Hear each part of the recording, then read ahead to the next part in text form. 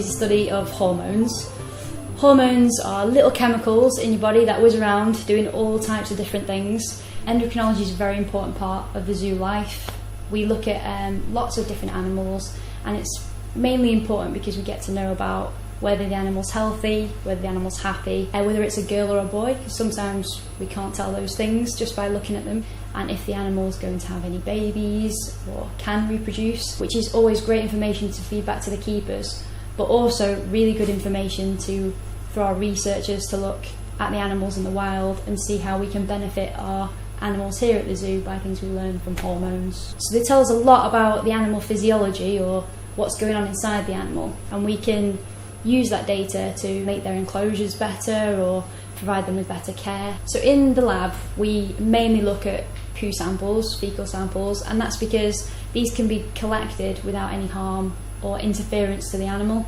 So although blood samples can be used for the same things, so we can still look at hormones in blood samples, in order to get those blood samples the animal has to be pricked, which can be quite stressful for the animal.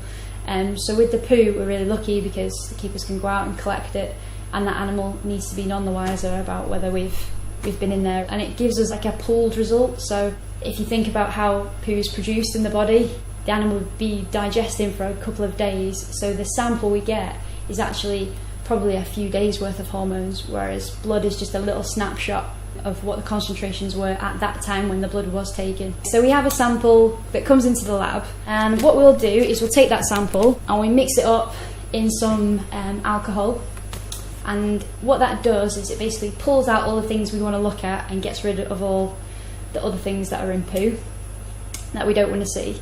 And what we can then do is we run it on an assay plate, and this assay plate will basically change different colours depending on how much hormone's present, so we'll be able to tell for example if an animal's pregnant or not from that. All poos from the zoo are very different. So for example, giraffe poo is actually quite soft and like a powder, it's just like soil. But I think the weirdest poo is maybe the cassowary poo, because it's such a big bird and it gets fed on different types of fruit. Depending on what they get fed, so fruits or nuts, you'll find all different types of things in their poo. So I think if someone gave me a cassowary poo and didn't tell me what it was, I'd be able to guess straight away. Sometimes there'll be an animal enclosure where there's numerous individuals in one area. So for example, with the lions, for example, we've got 3 lions in there. And what we can actually do is on the animal's food, we'll sprinkle glitter into the food. So different coloured glitter will be used for different individuals. So say for example we had one poo with pink glitter in, we'll know which animal that came from. So we can write the correct name on there. We've also used in the past like coloured food dye. So you put a little bit of coloured food in, and depending on which animal eats it, you can monitor that, and then the food dye comes out the other end and you'll get like a green poo or an orange poo, which you'll be able to assign to an individual. So that's always helpful when knowing whose poo's who.